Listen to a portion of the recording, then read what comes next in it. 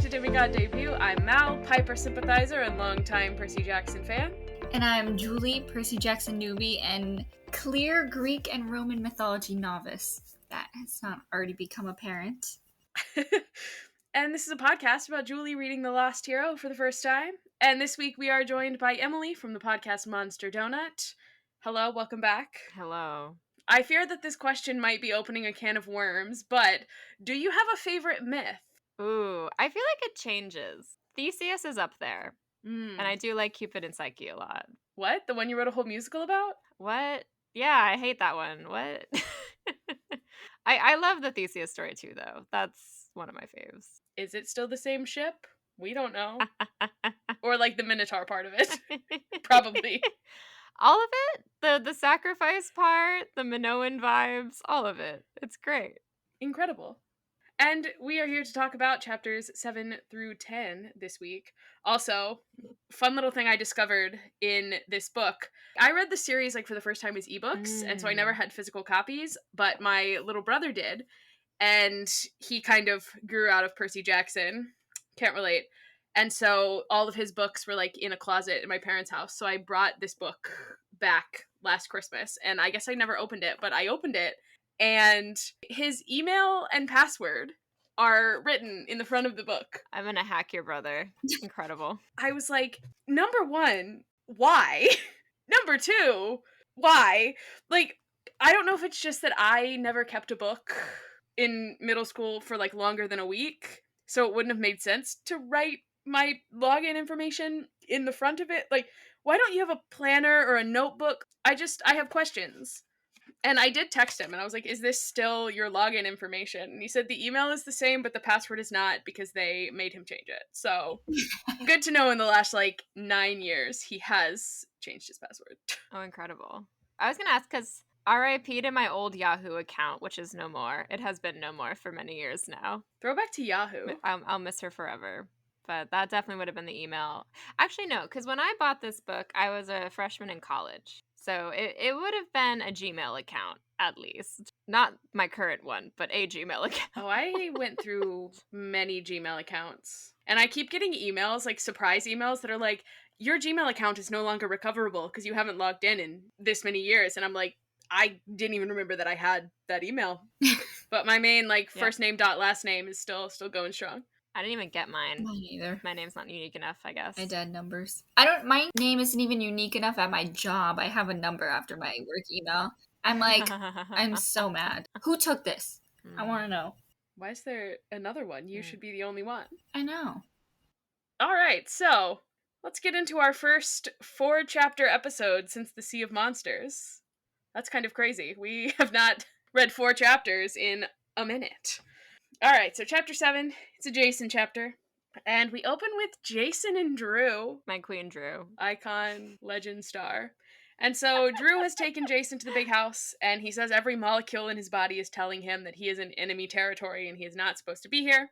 Drew, of course, is continuing to make Aphrodite look bad, but at least she smells like Christmas, and I feel like, Julie, this is very you-coded. Yeah. Do you have Christmas perfume? I don't know if I have a Christmas specific. You know what? I have a Christmas cookie body wash and lotion set that I use, and then I pair it with a warm vanilla perfume for winter months. So, kind of. And now you have to add pink eyeliner, which is also iconic. I would love pink eyeliner. I think it wouldn't look great on me. I think I would look like I have pink eye or something. I think I'm a little... No, I think it could with the red. Red and pink go together. I guess I just have to find the right shade of pink. I think it could be cute. Yeah. But I don't know anything about makeup, so... Something that'll stand out and look intentional. Sometimes I use a light purple. I have used a light purple. Ooh, I bet that's nice. Alright, so Queen Drew is kind of all over Jason, and when he tries to shut her down, she's like, please tell me you aren't dating Dumpster Queen. It's not a great nickname, but it's fine. She's workshopping it. It's fine. As long as she's actually workshopping it, because for all the Percy saying that Wise Girl is not a good nickname, why is he stuck with that? Because it's a good nickname. It's absolutely not a good nickname. Anyway. He's from New York. What are you, a wise girl? I don't know. Hey, I'm walking here. Hey. Wise girl. What are you, wise guy? Wise girl? Wise girl, Goyle? Wise Goyle? I don't know. New York, baby. That's New York. New York. Sure. Anyway, sorry. Also, Jason kind of thinks through this day that he's had with Piper and how he's pretty sure he's never seen her before, but they kind of had a moment in the Grand Canyon where he wanted to kiss her, and I'm like, buddy, this is moving very fast. Indeed. My question is, Julie, what are we shipping here? Are we shipping anything? I haven't decided yet because the whole Piper Jason thing's weirding me out that he doesn't remember anything. Very fair. But I don't like Drew. And so what happens later in this section of chapters makes me very happy. Yes, it's very good. Mhm. And Jason at least does not want to lead Piper on when he doesn't, know anything. He doesn't know who he is. So it's a good move. Mhm. And Drew is just like, I don't want to be like, it's bad for girls to be into boys because, like, it's not. But also, Drew is being annoying about it. I need someone to tell her, A, you don't even know him. 2, your desperation is not cute. And also, 3, he's literally just a guy. Hit him with your car. Yeah, I mean, it's like also where it like crosses the boundaries, right? Where it's like, okay, this person's not telegraphing mutual interest, so you kind of got to dial it back a little Mhm. bit, Yeah. you know? I wish we got more to Drew, because she's kind of just a bitch who wants a boyfriend. Like, what are her Yeah. interests? What are her passions? Hating Piper. Like I feel like there's potential there. She could be a badass. Right. But like it's very superficial right now. It's a disservice. Yeah. I think we could make a commentary here. Kind of like, have you seen Booksmart? Mm-mm. No. Well, TLDR, in Booksmart, spoilers for Booksmart, I guess. They basically spend the whole movie, like the 2 main characters, thinking that they're like so much smarter and better than everyone else who's like partying in their high school, only to realize that, like, hey, these girls are actually really cool and really smart, and they also party. Like, it's just, I feel like that's the arc we need for Drew. We need this deep inner life for her, I think. Mm-hmm. But she's unfortunately written by a man. We also then have Jason coming face to face with Chiron, and in his typical cryptic fashion, he looks at Jason, says, "You should be dead," and then does not explain further. What a great line. What a line. Just what an opening. And he's wearing a shirt that says "World's Best Centaur," and I need to know, did someone give this to him, or is this something he got for himself? I feel like Percy would have gotten him something like that. Yeah, I mean, the party ponies all had like fun shirts on. So maybe someone was like, we don't want Chiron to be left out. Maybe it's a party pony I shirt. think the party ponies decorate their own shirt. Well, I don't think they would have given him a World's Best Centaur shirt. Right, Because, like, for sure. They're all centaurs. I don't know. Maybe someone made it in like arts and crafts and Yeah. gave it to Chiron. Maybe someone was sucking up to try to get a non-vague and ominous answer from him. It's like, Chiron, I made you this shirt. Will you tell me about the prophecy? Honestly, the answer was probably no. Also, this description I've never noticed before is like the centaur's eyes flared like a cornered animal's. Interesting. Yeah. There's a lot of things that I feel like I'm noticing for the first time, particularly in like the last couple chapters. I don't know if it's just like Piper's narration specifically, but there's just a couple of lines that I'm like, this was funny. This was very funny. Chiron sends Drew back to her cabin, which she is not pleased about. And he takes Jason inside. And is this our first description of the inside of the big house? Like, I know that the decorations, he says, are a parting gift from Mr. D, so, like, the decorations are new, but I don't feel like Percy has ever described the inside of the big house to us. No, because I feel like the stuffed leopard was in the last series. You feel like it was in the last series? I think so. I can't remember. I'm almost positive. I mean, they've definitely been in the big house before. Like, there's the whole scene in The Last Olympian with the chariot debate. Well, because a lot of times they have their meetings at a ping pong table. And I know Percy's described the attic. Yeah. No, he's definitely described the big house. I think there's just more decorations. Yeah. Cause... But, I mean, it's all very Mr. D. Like, we've got a Pac-Man machine. We've got a bunch of grapevines. There's masks on the walls. 10 out of 10 interior decor. And then our leopard head, who is alive, and his name is Seymour, and he likes sausages. He likes to be fed. And you know what? So do I. And so do my parents' dogs. Like, they love those little sausages treats, so Seymour's got good taste. And so apparently Seymour came from a Long Island garage sale. And so since leopards are his sacred animal, he decided to bring him to life. And No, yeah, I guess I'm wrong about the leopard. I could have sworn there was a leopard in. I don't know, I can't remember. It's a very weird thing to mount on the wall, I think. I mean, I think any head is weird to mount on the wall, but like a leopard especially. Mm-hmm.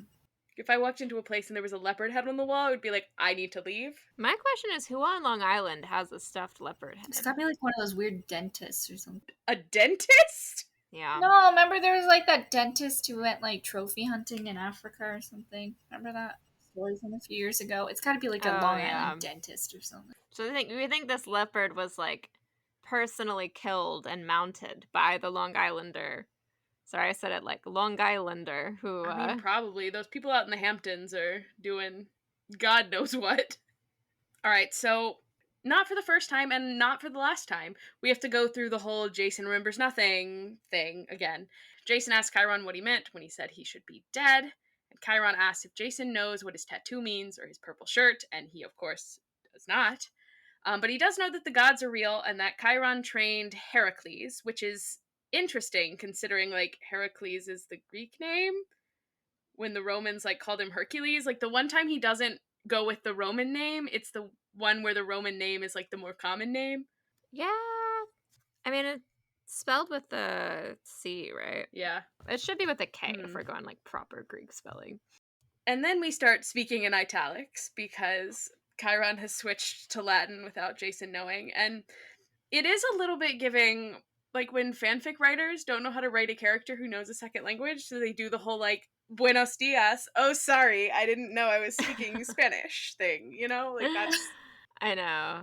For me personally, I wish they'd done it the secret history way, which is just have them talking in Latin to each other with no translation provided. So it's for me and me alone. And yeah, tell us what the Latin would be. Be great. Yeah, I mean, if you want, I could sit here for an hour and. Wait, it says quis erat. What? He shouldn't have been cut off. He should have just said, first of all, quis erat means who is that? Oh. Second of all, he doesn't need, there's no other word required. Oh god. I couldn't have said it better. What would that be in Latin? It'd be something like, We're just gonna sit here while Emily tries to translate things into a dead language. I don't know. It doesn't translate easily. Also, this whole conversation, Chiron offers, like, no real answers here. He mostly just talks about how, like, demigods die tragically and how the worst is yet to come and, like, Jason's presence might be a disaster. Like, I love that at one point Jason literally says, like, wow, you must be such an inspiring teacher. And then also, Chiron says that he can't explain where Jason came from because he swore on the river Styx, but also Jason being here breaks that very same oath. So, like, it's all very secretive and odd. And then we get everything freezing, and a dark mist starts pouring out of Seymour the leopard's mouth, takes the shape of a woman who says her prison grows stronger by the hour. So this is probably the last time she'll be able to speak to Jason. She also says that his father gave him to her as a gift to placate her anger and named him Jason after her favorite mortal. Now, we don't have time to unpack all of that, but So gross. the wildest part of this to me is that she's like, it's time to pay your debt. What debt? This is just a boy. The debt, you mean the fact that, like, he was born? That's the debt that he, like, Yeah. the fact that you let him live when he was a literal child? Okay, fine, great. And so then Jason is told he must, quote, find my prison, free me, or their king will rise from the earth and I will be destroyed, and you will never retrieve your memory. Well, what's interesting is there's no and there. It's and I will be destroyed, period. Very true. You will never retrieve your memory. It's implied that he will get his memory back if he does this, but if you look at the actual wording, You will never retrieve it's your more of memory. just a That's a fact. good point. Ooh. Which is a crazy thing. Like, she's not actually telling him, oh, and you'll get this. It's like Just, you will never get your memory back. Interesting. syntax. And then everything unfreezes. Jason explains what just happened to Chiron because all of a sudden he's, like, standing up and he's got his sword. Then Rachel and Annabeth bring in an unconscious Piper. And Rachel's like, I think I might have killed her, but bestie, there's a pretty easy way to check and see if she's dead. But yeah, that's the end of chapter 7. Chapter 8, it's another Jason chapter, And Piper is maybe dying. Unclear at the current moment. Now we have to compare our different visions. So, a couple chapters ago, we had Rachel kind of give, not a prophecy, but like something spoke through her the way the Oracle does. And they kind of realized that both of these messages talked about freeing someone from some prison. And Annabeth is very interested in the fact that the goddess had called herself Jason's patron, because she'd never really heard anything like that before. There's also a moment when she's a little bit worried that it's Kronos again, because they're talking about a king rising, but Chiron confirms that it is not, in fact, Kronos. And there is exactly one instance during this conversation in which Jason calls him Mr. Chiron, which is very funny to me. Love that. Like, wherever he came from, he learned his manners. Indeed. And Rachel then kind of puts the pieces together and figures out that the visions must have come from Hera. Jason realizes that she was wearing a goat skin cloak, which is a symbol of Juno, Hera's Roman aspect. So, and then Annabeth, professional beef haver with Hera, Of course. says maybe we should send them a thank you card for managing to capture Hera, which is she's just begging to have cows sent after her again. I forgot about that. At most, it has been like 4 months since the cows were after her, because they were coming after her like the whole year between Battle of the Labyrinth and The Last Olympian, and then it's kind of implied that they stopped after they won, you know, the Titan War. That was 4 months ago. So she's been 4 months cow-free, and she's really trying hard to get back to being followed by cows. Alright, so kind of our important bits here. Hera's been gone a month, which is the same amount of time Olympus has been closed, and for some reason, she has decided from prison that she should wipe Jason's memory and bring him here. Possibly because the gods need demigods to do their work for them. And Rachel also notes that Piper is probably involved somehow because she was also given a vision, and we're kind of wondering, does this also have to do with Percy's disappearance? Who's to say? Chiron won't tell Annabeth what's going on, which shakes her to her very core, because according to her, he has never kept information from her. And I do find that a little hard to believe. Like, I can't believe that Chiron would have told her everything about the last great prophecy. I mean, he did, though, because she knew. Or, well, he told her, like, no, she does know the prophecy the whole time. She knows the prophecy. And I would imagine that any time she asks Chiron, like, a direct question, he gives her the answer. But, I don't know, I'm just like, I feel like there were definitely things that he knew that she had to figure out. You know, like, I don't think he was just giving her all the information. And then he tells Annabeth that she should take Jason and talk to him about the Greek and Roman gods, which she finds a little bit odd, but she looks at his gold sword and then decides best course of action is to take him to cabin 15, aka the Hypnos cabin, the god of sleep. I just feel like a nap in here would fix me. Yeah. It'd be so good. Yeah, it sounds really nice. It does make me laugh a little bit that Annabeth is like, I think this cabin's even more dangerous than the Ares cabin, because at least with Ares, you can learn where the landmines are. Sure. I mean, she has a point. Why not? Then we get to meet sleepy boy Clovis. I love him. Oh yeah, Clovis rocks. Yeah. He keeps trying to fall asleep mid-conversation until he hears about Jason's memory loss, and he gets kind of excited. And he tells Jason to close his eyes. And then all of a sudden, Jason wakes up in a chair by the fire. And Annabeth tells him he almost dissolved. What were they doing to him? This is what I'm saying. Like, she's right. Like, there's, like, the actual Lethe. Like, that's, like, an underworld river that's just here. That's pretty powerful. Just dripping in this cabin. I mean, can you imagine someone getting their hands on, like, a little cup of that and bringing it, like a Stoll brother, and pulling a prank? Oh, gosh. New fear unlocked. They were able to determine that it wasn't the... How did you say the river? Because this is always one that I've... Oh, it's 2 long E's, so it's Lethe. Lethe. Okay, I've been saying Lethe, and that's not right. Lethe is fine. That's like the Okay. modern Greek pronunciation, basically. Because Edas are long E's in ancient Greek. They're the ones that look like N's. There's 2 E's in Greek. There's a short E and a long E. So, epsilon and an eta. But in modern Greek, the eta pronunciation has shifted to an E sound. So it's in Lethe would be the modern Greek pronunciation. Good to know. A whole Greek lesson. But I say Lethe because I'm an originalist. No. Okay, great, because I was just about to say, and now I've forgotten how to say the river. I say Lethe because I like the ancient Greek pronunciation better. Lethe. That sounds kind of fancier, like it like is an underworld Yeah. river. Anyway, that is not what caused Jason's memory loss. We were able to determine that. Annabeth kind of mentions how Percy was able to use this river to wipe the memory of a Titan, creating Bob, if you remember that from the Sword of Hades, Julie. I forgot about that. Bringing up lots of fun Throwbacks, yeah. details.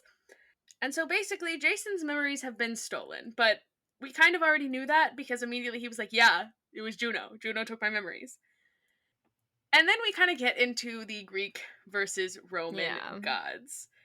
And I know Emily wants to rant about this. I guess my question is, as far as like your knowledge about this for both of you, like where are you what's your starting point here? I mean, it's nothing. Like what do you make of what Clovis is talking about? This is kind of like my understanding is what this series has told me. Mm. That's my understanding.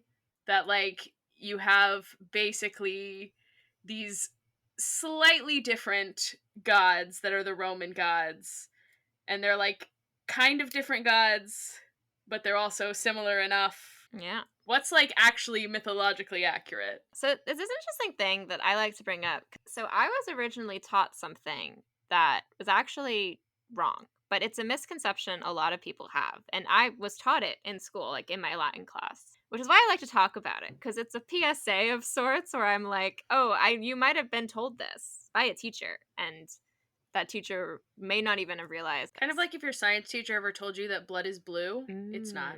Yeah, exactly. It's sort of like something that kind of makes sense. That is like an interesting fun fact, quote unquote, but like is actually not.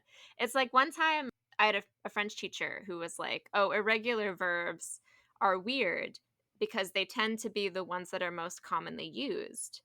So they warp and shift over time linguistically. And I learned that in like ninth grade, and I was like, yeah, that makes sense. You use it more and it breaks, basically. Like that makes intuitive sense. Sure. But then I started taking linguistics classes, and it's actually the opposite. Like that's actually not true. It's the irregular verbs are the older forms of most words. And because they're used so frequently and because they're such like pillars of a language, they change the least. They don't change to conform like other verbs. Again, it's these things where you sort of learn it one way and you're like, that makes sense. But then you like, I don't know, you kind of get to a higher level of study and it's just sort of like, actually, yeah, no, that's just that's like fun explanation, but it's not real because the evidence points to something else. But one of the things that's kind of related actually to the example I gave is in the sense that I learned the truth in a linguistics class. Basically, in my Latin class, I was taught that the Romans were so enamored with the Greek gods in their civilization. Greece was sort of the first, like, non-Italian territory, or one of the first non-Italian territories kind of absorbed into the Roman Empire, although it wasn't an empire at the time. That was kind of its start. And the Romans loved the Greek myths and the Greek stories so much that they kind of assimilated the Greek culture into the Roman one. It's interesting because there's a kernel of truth to that. The Romans definitely loved the Greek myths and the way the Greek stories were told to the point that they did kind of shift and change things. And there's like a lot of interesting historical truth to this, like where it's not a like no, hard no. However, what I learned was actually like historically speaking, the reason why the Roman gods resembled the Greek gods so much but have different names is not because the Romans like copied over the Greek gods and were like, yeah, we like them. We'll just bring them over here. And like some of them will have different names for some reason, even though there's ones like Apollo that have the same name. And there are other ones where they're just like not one to one and all of that. And like the names are also not changed consistently, where it's like Poseidon to Neptune, okay, but then we've got like Dionysus to Bacchus. Like there's no clear pattern, right? And it's because Latin and Greek, they come from the same root language, along with a whole bunch of other language families. The whole family tree is called Indo European.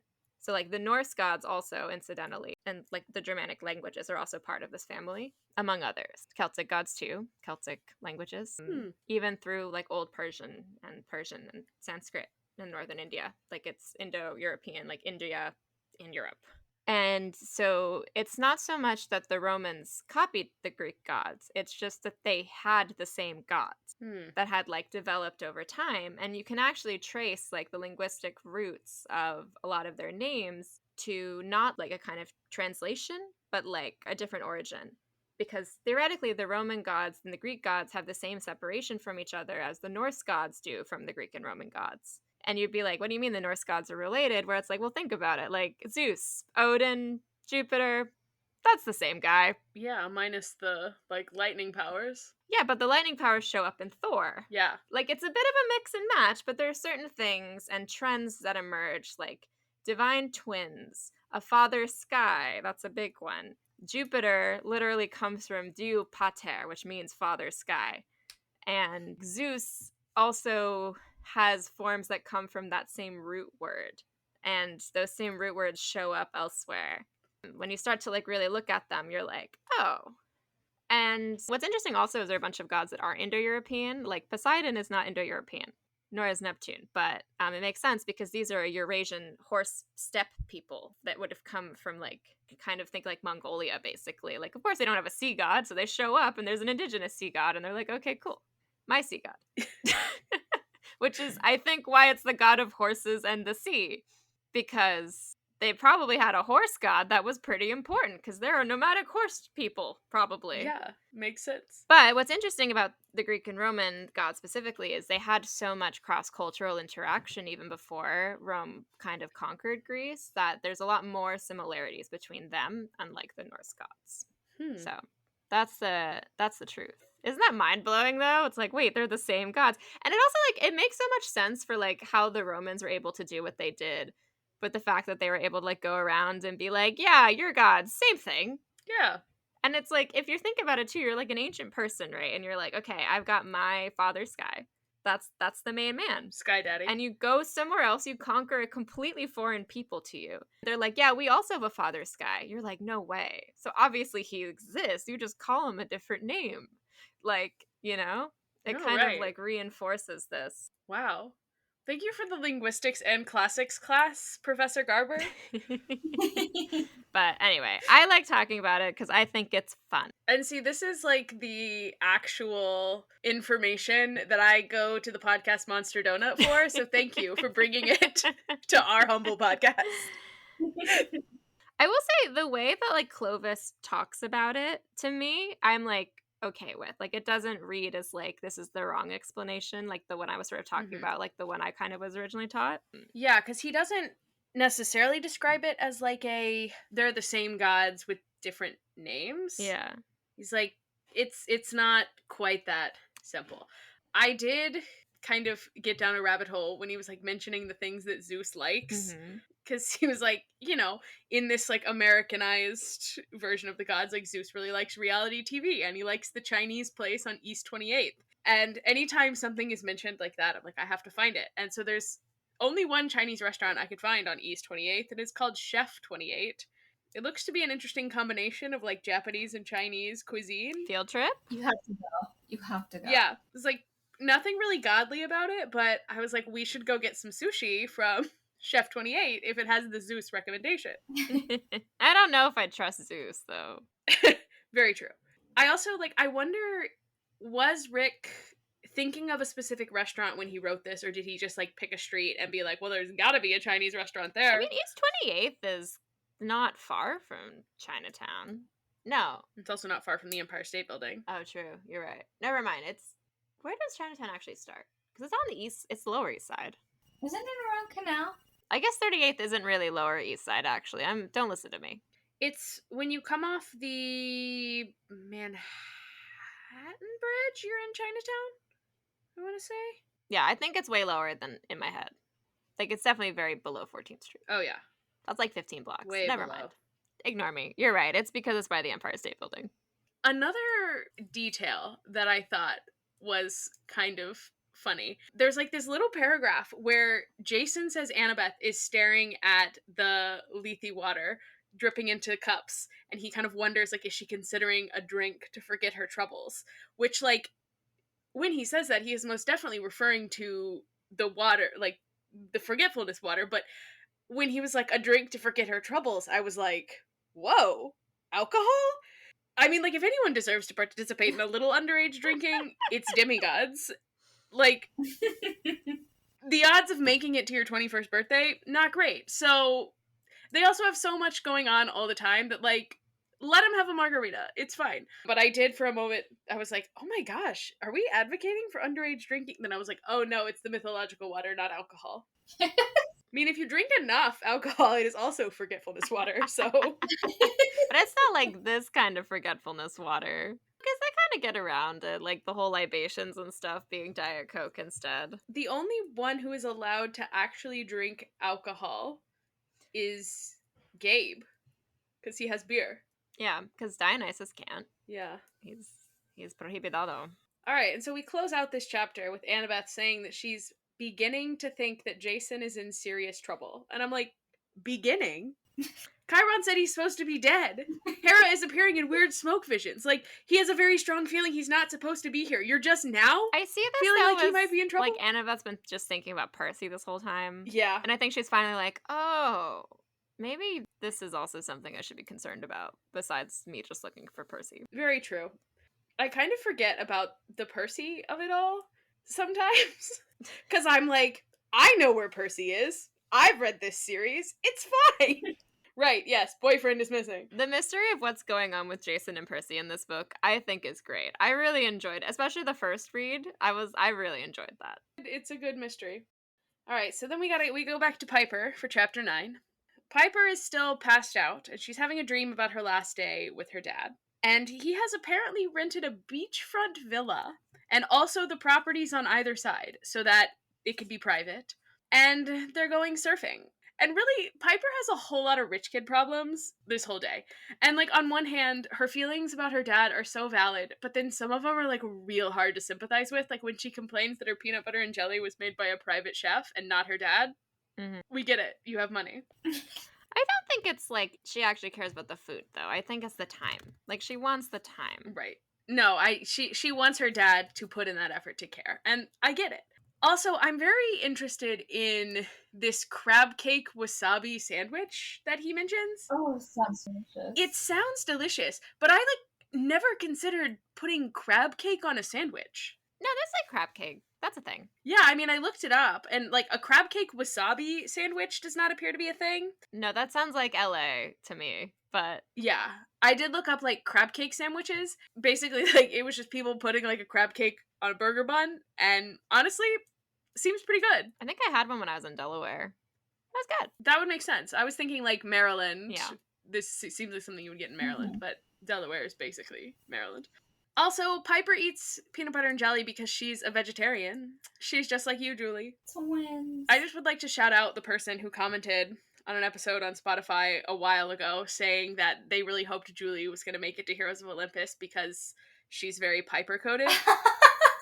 Based on what you know of Piper so far, would you agree? Do you think you are very Piper-coded? In some ways, but in some ways, I don't think so. Yeah, that was kind of my same reaction. I was like, in some ways, yes, but then also, you wouldn't have the way that Piper tries so hard to get away from the, typical feminine things and, the things sort of associated with beauty and whatnot. When she talks about turning down the fancy clothes and shoes and trips to the salon, you would not do that. You would be enjoying those things. Yes, very much. Yeah. I mean, there's definitely a time though when I feel like I went through this a little bit where you're like, oh, I gotta be different. I gotta be a tomboy. Oh yeah. I did not have that face. My face was brief. But, I mean, it was mostly born of the fact that my dad kept buying, whenever there was an option for a colorway, he'd always give me the pink one. And I was just like, Dad, I don't even like pink that much. Can we, I like, blue is my favorite color. Can we please? And it was I had nothing against pink. It was just Dad, you just bought this me in pink because I'm a girl. Well, I spent a long time in, middle school being I hate pink. My favorite colors are green and purple because that iconic color combination that you come up with in middle school. Yeah, it's pretty good. The lime green and purple. It's giving Riddler. Yes, it is. Then I grew up and I was like, no, pink rocks. I love pink. I want to be wearing pink all the time. I want everything to be pink. Right. I think there's just a certain amount of you're trying to figure out your identity too. And I think if you don't want to be perceived as being I think there's this misogynistic elements we still have. Yeah. But I remember it was pretty strong when I was growing up of oh yeah, being girly is not something you aspire to be. Right. sometimes for some people. So, like, I feel like when you're kind of figuring yourself out, though, sometimes, especially if you're kind of getting exposed to a lot of that, like, misogynistic stuff, you kind of are, like, trying to reject it and, like, prove something by doing that. And I don't know. I feel like it's, like, a feeling out of identity that a lot of people go through. Mhm. Yeah. So I will leave space for Piper to be figuring that out. Absolutely. I love and support Piper in all things. All right, so this surfing trip is happening the day after she quote unquote borrowed the BMW, which, you know, she did to get her dad's attention, but now she kind of has her dad's attention in a positive way and she's like, "Oh crap, this is going to ruin it." And so she like tries to bring it up, but her dad redirects it into the game that they play, Any Three Questions, which she says is his way of staying connected in the shortest amount of time. This is where I really feel for her because like this sucks. Like she's a girl that wants to feel like she has a dad. Yeah. Mhm. And like the fact that she also says she doesn't even really like surfing, she just does it because her dad likes it. Like, please, Tristan McLean, see your daughter, Yeah. spend time with her. And so, of course, as one of her questions, she asks about her mom. She says this is what she always does. Her dad says, you know, he's already told her this. She just disappeared after Piper was born and he never heard from her again. And they have a whole talk about, like, does he think her mom is still alive? And then he tells her how her grandpa Tom used to tell him that if you walked far enough towards the sunset, you would reach ghost country where you could talk to the dead. And a long time ago, you could bring the dead back, but mankind messed up. Which is not really an answer to Piper's question, but sure. And I do appreciate that Piper makes the connection to Greek mythology. She's like, oh, it's like Orpheus trying to bring his wife back from the land of the dead. Ooh. She's just like me, always thinking about Hadestown. Mm-hmm. And then Piper asks, you know, does he believe in all of this? And like, does he really think that her mom is dead? And he gets all sad. And Piper says she figures this is why women are so attracted to him because he looks all confident and rugged, but his eyes have so much sadness in them and women want to fix him. What a read. And what a wild thing to say about your father.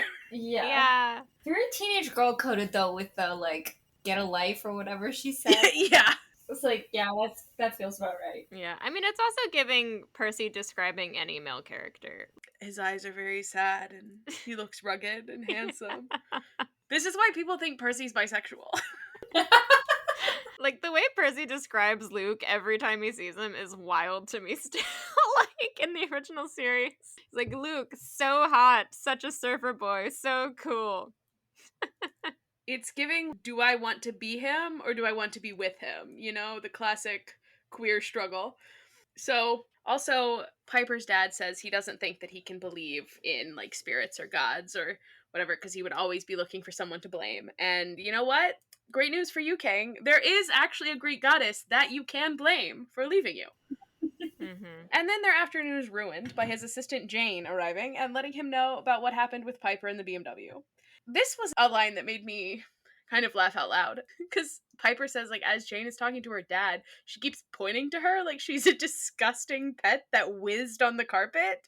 And just like the use of the word whizzed is really taking me out. Yeah. What a way to describe that. And I'm also very curious as to why the school expelled her for the car thing.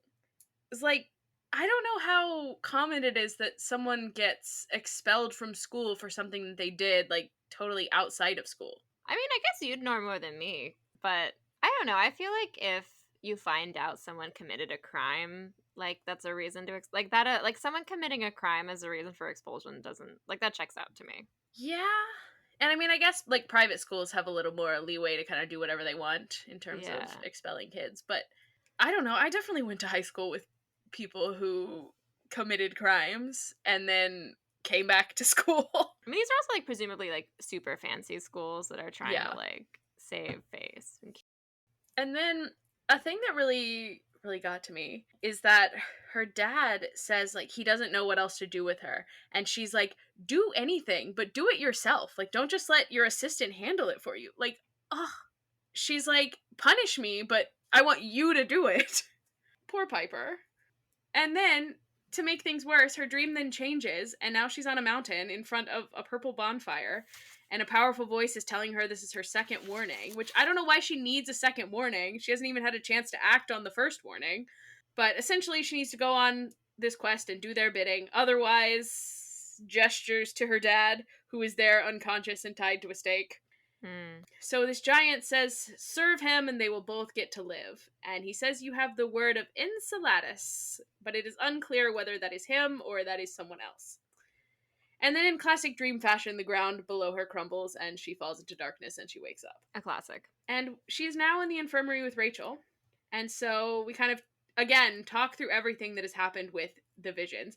And this is the first, but not the last time that it kind of starts to drive me crazy that we have so many different point of views and we have to, like, make sure everyone is caught up on the information. Like, do we need to tell the same story again? Oh, we do. Okay, great. She also gets an update on Jason going off to the hypnosis cabin with Annabeth to try to restore the memories. She's got some feelings about this, because on one hand, she's like, if he gets his memories back and that confirms that our relationship was just a trick of the mist, what happens then? And she's also got her whole saving her dad subplot going on, and so she's like, well, Jason's gonna hate me anyway when I have to betray him, so perhaps this is for the best. Yeah, and this interaction is great. I mean, these books are passing the Bechdel test, which is huge.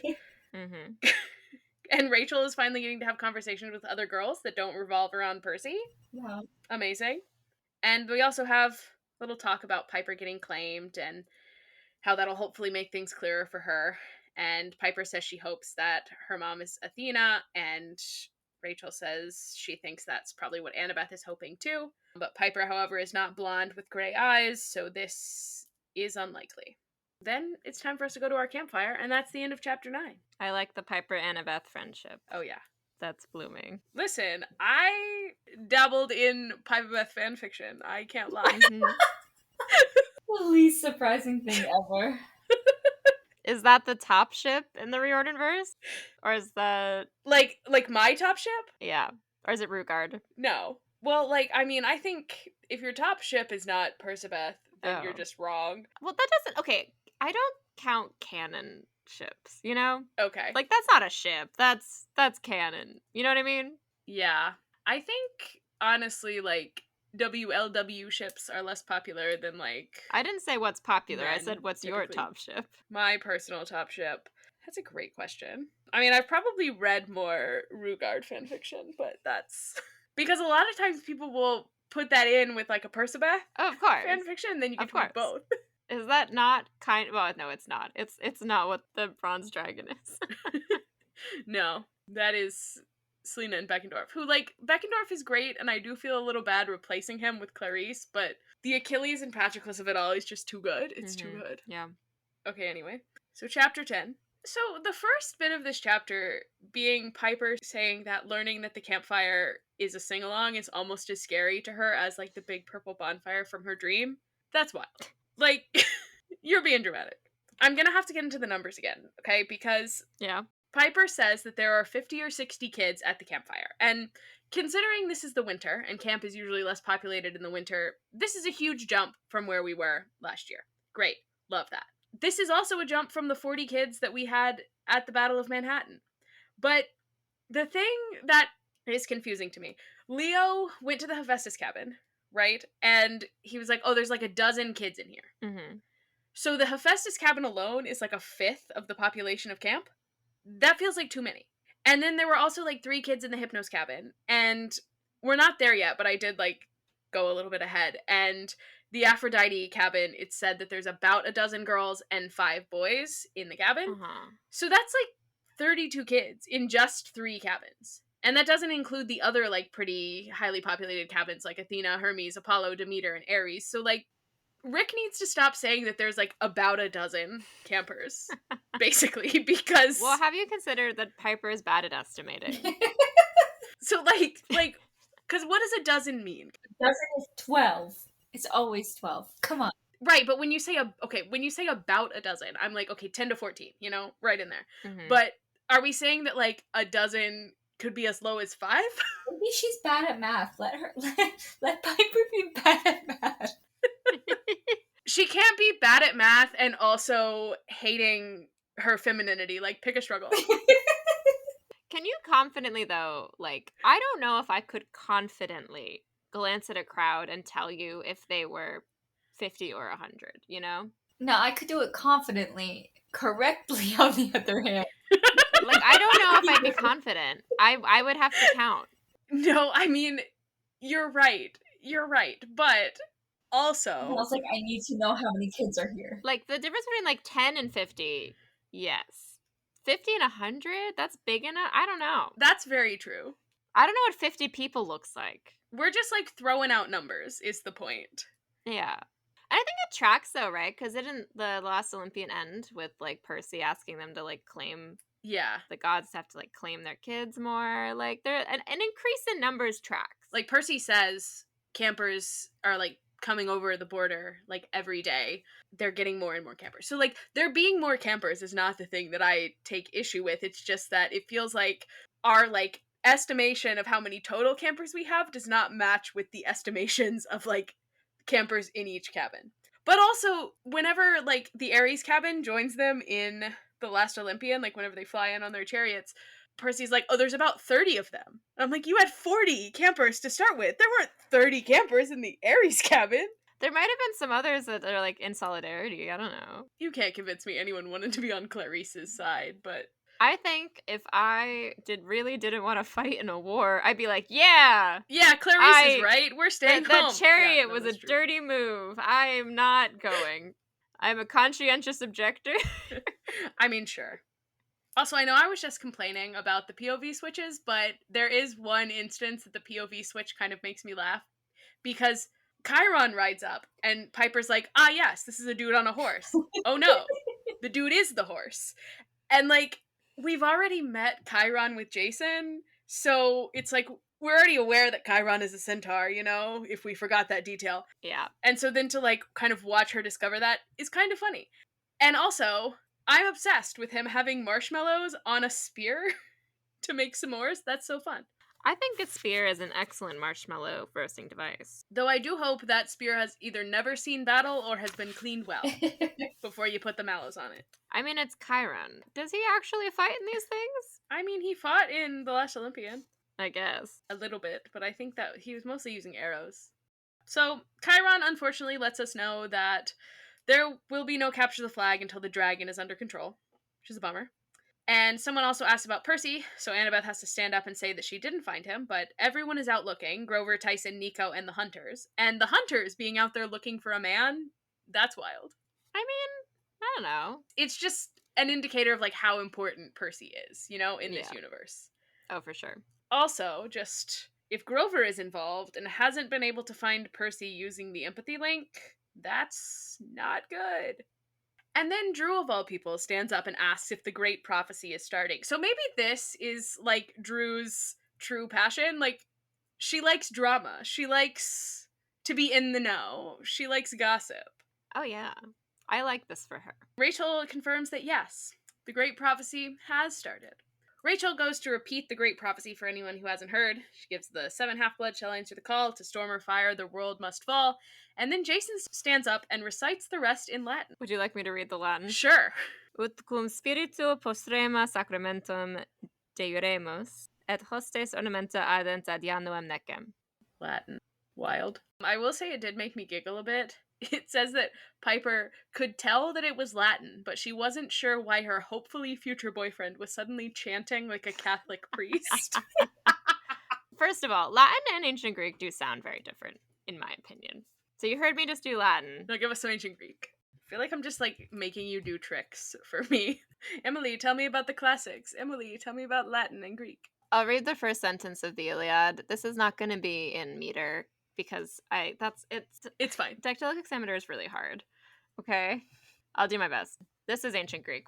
Mein enaide thea piliadeu achilleos. Ulomene hemuri achaiois al geetheke. Polas dipthimos psuchas aidi proiapsen ero on autos de eloria tuche kunesin. Oionoisi te passi dios detelepto bule exu de ta prota diasteten erisante atriades te anaxandron kai dios achilleos. That's the first sentence. Yeah, no, that definitely sounds Very different. That last word, by the way, is Achilleos, which is Achilles. That makes sense. Anyway, yeah, I did not do a great job. I caught the meters in some of that, but not all of it. It sounded better than I would have done. Yeah. Wow. But it sounds different. It's different. If you knew both, you could tell Yeah. the difference pretty easily. Yeah.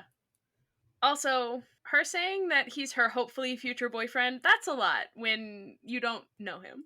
I mean, she's into him. And she feels like she knows him. I've been informed that people can be attracted to people without getting to know them. Sounds fake, but okay. Anyway, Rachel also says that the 7 demigods haven't been gathered yet, but that some are here and some are not here. So, Julie, do you have any guesses as to who might be part of our 7? I feel like we can't all be new because that's too many characters to keep track of.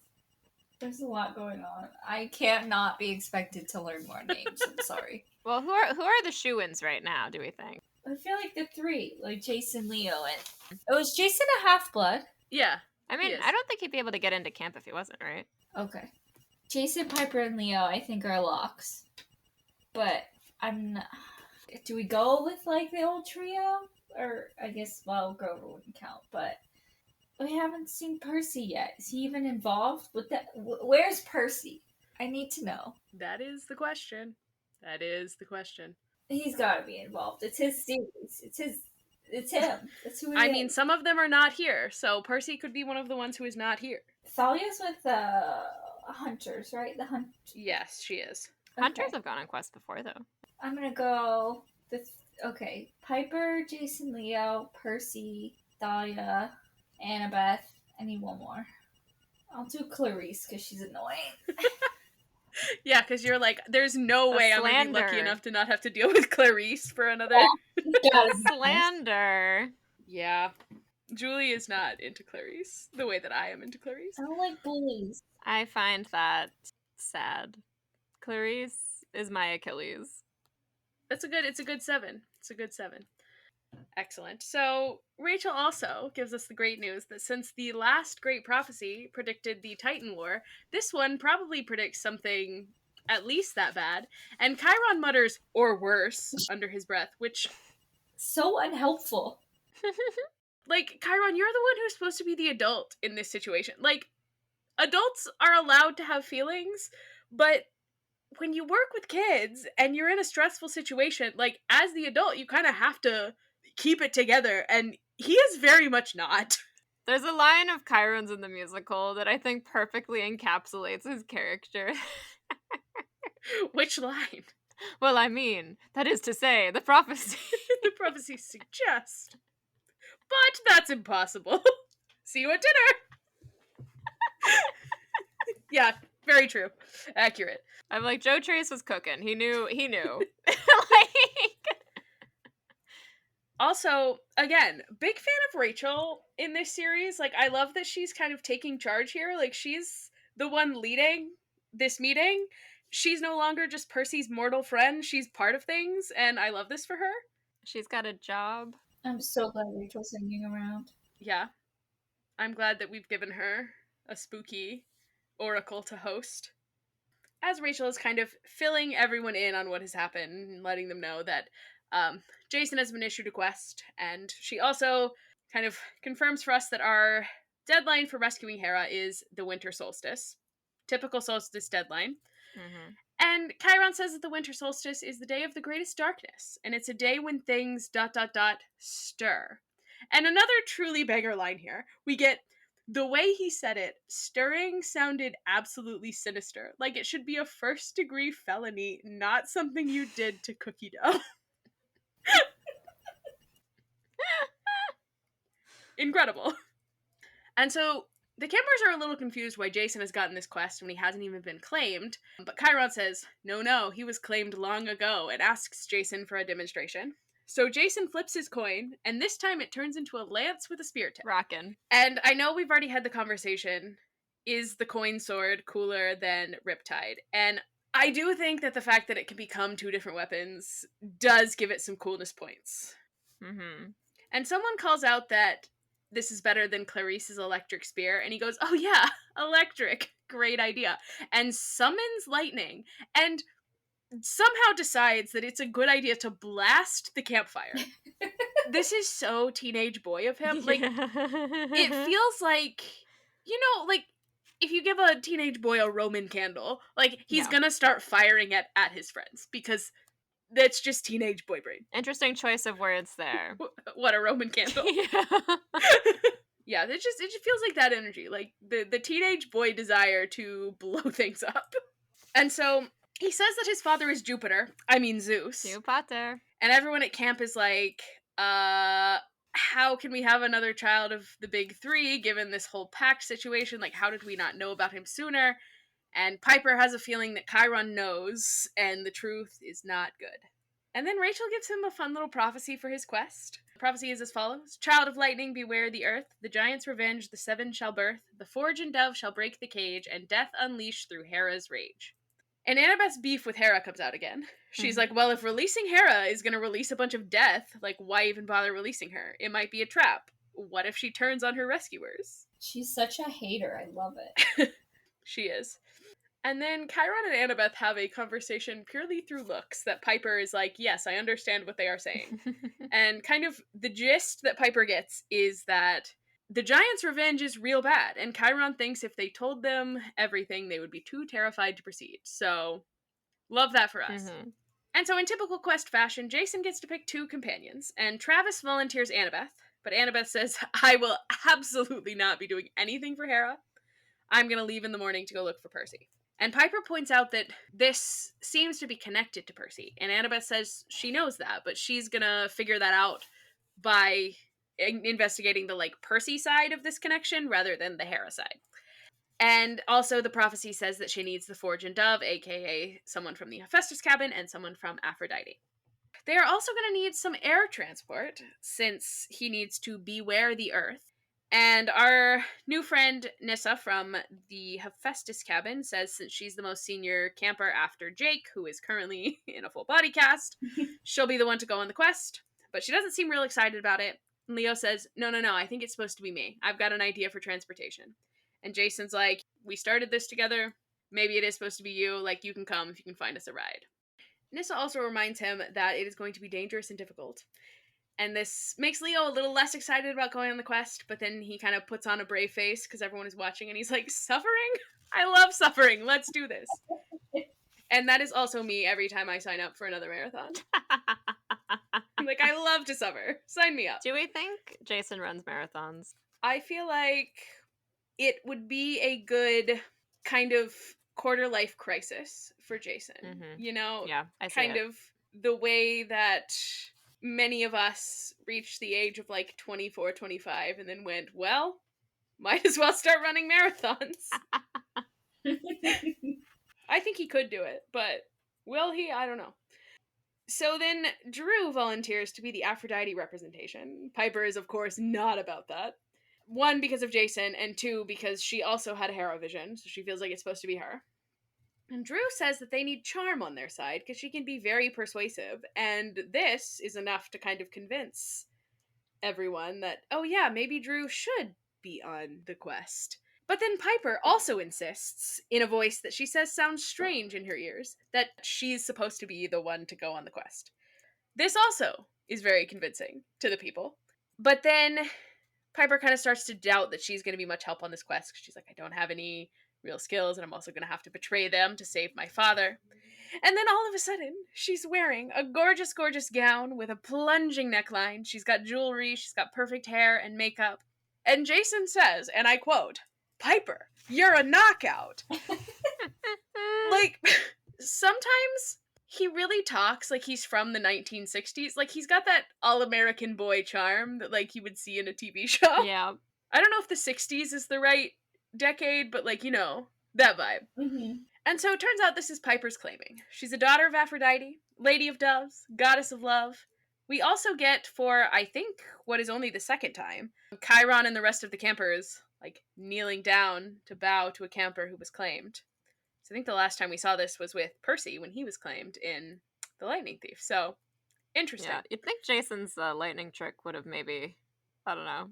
Right, that would have deserved some bowing, but it's fine. It wasn't his, like, real claiming, because he's apparently Yeah. already been claimed, so. Anything else? This chapter? Other chapters? Our girl Piper.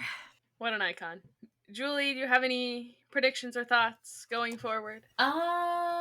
So I have Jason's prophecy, right? Oh yeah, we can go through Oh, the yeah. prophecy. Now, is it the giant? What is? I'm trying to read in the dark. Sorry. The giant's revenge. The seven shall birth. Now, is that the seven Mhm. demigod? The great prophecy. Right. They mentioned seven demigods. It sure does. Is this the same seven? Who's to say? You're so unhelpful. I think we're gonna see the giants, like from the myth or the giant war or whatever. I did look it up because I looked at what Enceladus. Is that how you say it? Mm-hmm. Yeah, I looked that up because I had no idea who that was. I don't know if that's cheating or not, but I was like, who is this? Maybe it's a little bit cheating, but What did you find out? Listen, not everyone has an encyclopedia of Greek and Roman mythology in their heads, okay? I don't quite have the encyclopedia.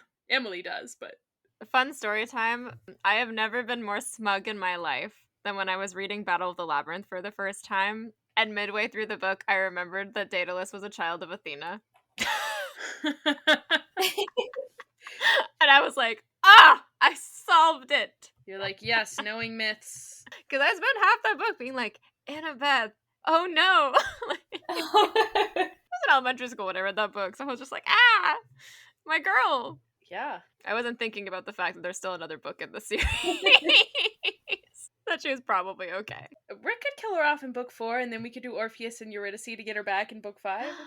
Oh, that would have been crazy. What that would have been a wild thing to do in a children's book. Yeah. So many wild things that Rick could do and does do in children's books. This is why, Julie, you have to stick through Trials of Apollo. Trust me. Okay, we got distracted. Any other things like death unleashed through Hera's rage? I really think Harry's just gonna want to kill people. But when I was, again, probably cheating, when I was reading about I can't remember what they called it, but the war between the gods and the giants, like, they couldn't kill the giants without the help of a mortal. So I'm like, I think it would be really funny if Annabeth has to help Hera kill them. Because she hates her so much. I think they would both hate that, actually. Yeah, I would love to see it. Any thoughts on like our transportation? I don't really think about that much, honestly. I hope they build like a really cool classic car. I think that would be fun to ride around in. But it would have to fly. Well, yeah. So does Chitty the Chitty Bang chariot like turned into Apollo's chariot turns into a car, doesn't it? Mm-hmm. Oh, that's true. It does. Yeah. Give me some magic Porsche or something. I like this fan fiction vision. It is dawning on me that since we're using like a PDF, Julie does not have the cover of this book accessible No, I don't. to her. Why? What does it look like? Don't worry about it. Don't worry about it. Now you're gonna go look it up. You're hiding things from me. I need all the context clues I can get. Wait, do they find the dragon? Oh, come on. I wanted a cool Porsche. Okay, so I'm assuming they find that dragon thing that's been terrorizing everyone in the woods. Could be. The dragon could also secretly be a Porsche. Yeah. Maybe it's like a transformer. Could be. Mm-hmm. That would Yeah. be great. That would be fun. That's what I'm holding out hope for. Well, we'll be back with chapters 11 through 15, which is kind of a lot, but a couple of these chapters are like 2 pages long. So, thank you for joining us, Emily, and thank you for the classics and linguistics lesson. Yes, thank you. Anytime. Where can the people find more if they are interested in your wealth of knowledge? You can find my Percy Jackson podcast, Monster Donut, that I co-host with my friend Phoebe Cordy, who's a fabulous dramaturg and artist, at PJO Pod across social media. We're on TikTok, Twitter, Instagram, and Blue Sky. And you can also find us wherever your podcasts are sold by searching for Monster Donut. Woo! I recommend checking out the Instagram. That's where Phoebe posts her art, and it's really good. It is very good. That one Percy fan art where he's like wearing a Mets jacket and standing in the sea like lives rent free in my head. Yes. My favorite is the one she drew of the 7. Oh, that That's one's my also favorite. good. Which, Julie's not allowed to see that one yet. no, not yet. All right. Well, we'll catch ya next time.